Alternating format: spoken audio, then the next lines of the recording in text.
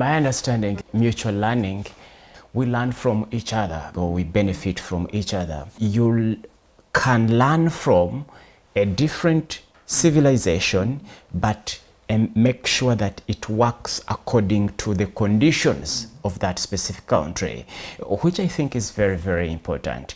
Today, because of politics or geopolitics, you find that some countries think that their civilization is superior to the other civilizations, which I can tell you that it is very wrong to have that kind of thinking. And let's remember that between 1990 to 2000s, those years marked a very good, you might not call it very good, but at least a calm relationship between China and the West. And now I'm talking about civilization. Why? Because the Western world was seeing the record of development that was taking place in China, looking at the kind of development that was coming, stability, and they thought that China would maybe at one time become liberal like them. But China, because their civilization has been guided by their characteristics or the conditions of the Chinese society, just recently we see China, through their civilization, eliminating poverty, extreme poverty. And that is new history written. So that represses or demystifies or challenges the claim that the end of history had reached, as Fukuyama had told us that there would be no new history. But we see China creating history by eliminating poverty, extreme poverty, at a record time. What does this mean? That we can agree to learn from different civilizations. It is not only our civilization. There is no any single civilization that can claim to be superior. What I do believe, for example, we as Africans, we can look at Chinese civilization and see what can work for us from Chinese civilization or Chinese path to modernization. Then we borrow these ideas and put them to African perspective. If we think that there is something we want from the West, we can also look at it and borrow from there. And this is mutual learning. I learn from you what can work for me. You also learn from me. It doesn't mean that you must learn from me, but it also shouldn't mean that you cannot learn from me. The very interesting part now today is we need to know that media is changing. And there is a saying that he who controls your language controls your discourse. Today, we have left the story of China-Africa to be told by people who don't love China-Africa cooperation.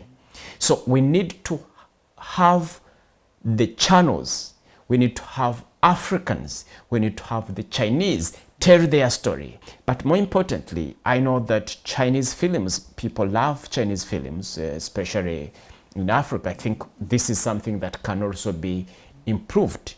But also on Chinese televisions, for example, CGTN, CCTV, we need to see more African faces. And then lastly, China should continue supporting people-to-people exchange, such that we can have more people coming from Africa, such that we can have this connection, culture exchange, people-to-people exchange. And I think this is when we can move very well ahead. So China's development thinks about the Chinese people.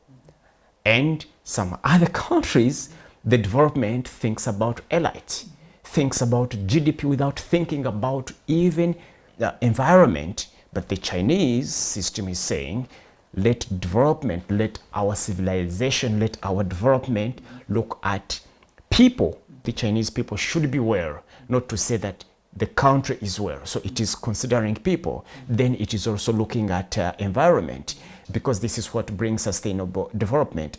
The Chinese system says it should be whole process, and not only whole process, but also people's democracy. You know, all different things, whole process, it should not be one thing. If it is poverty, it should be fought, and all people have some money or have a source of income, they all have jobs, they all have security. So this is whole process. So that also makes me to admire the Chinese kind of development. But the biggest point I look at in China's development that you really feel like you love it is the idea that development should be for people, people-centered. As President Xi mentioned, I think this to us as Africans, we think it is very, very important. And this should be the purpose of development. It should be for people, not for just leaders. It should be for the whole citizens of that country.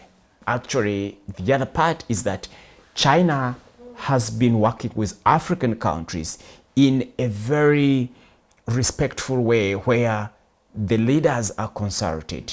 But also if you go to people exchange, different countries, and these are different cultures coming and exchanging ideas, meeting together, and this is what would build mutual learning or bringing different cultures together. China is the second biggest destination for African students, university students, meaning that there is good cooperation between the two sides, but I think they do come to China because they feel conditions are good, they feel the Chinese students, Chinese professors, they are very cooperative. And again, if you look at China-Africa cooperation in terms of development, it is also guided by principles, for example, of mutual respect, win-win cooperation, amity, good result, and good faith. And this means that as you are working with African countries or the Global South or any other country, you are not only thinking about China or growing your country alone, you also think about helping other parts of the world or those countries to also grow and become better. And that is what we call like a shared future. This is where you get to build a community of shared future, that you grow, your neighbor grows, and also the other person grows. Whereas the Chinese think like that we need win-win cooperation or shared future, or shared prosperity. Well, I think if China continues working well with Africa, with the Global South, the world would be great, because today China and the Global South countries, they form more than half of the world's population. And today we have seen China coming with initiatives, especially President Xi announced Global Development Initiative, announced Global Civilization Initiative. The two initiatives, if you look at them, for example, Global Development Initiative, it is to help all countries to work together, to develop together, to create a shared future or to have shared prosperity. So that is Global Development Initiative. Then when we look at global civilization, is to respect civilization of the other country, agree to learn from it, don't impose your own civilization against the other, respect it. And I see that creates harmony. But again, if you look at the Belt and Road Initiative, BRI, which is also moving largely from the Global South, from Africa to Americas, to part of Europe, to Middle East, to Asia. At the end, you find that this initiative, the Belt and Road in this case, will also help to grow, to advance the wishes, the desires of the Global South. So I think the future of Global South is very good, but that is if we have visionary leaders, leaders that see far, leaders that love humanity, leaders, for example, China, you give us a very good example that you have leadership that thinks about the future, leadership that thinks people should have shared growth, shared prosperity. But also, China has come up with Global Security Initiative. And which countries are always affected by wars? It is Global South largely.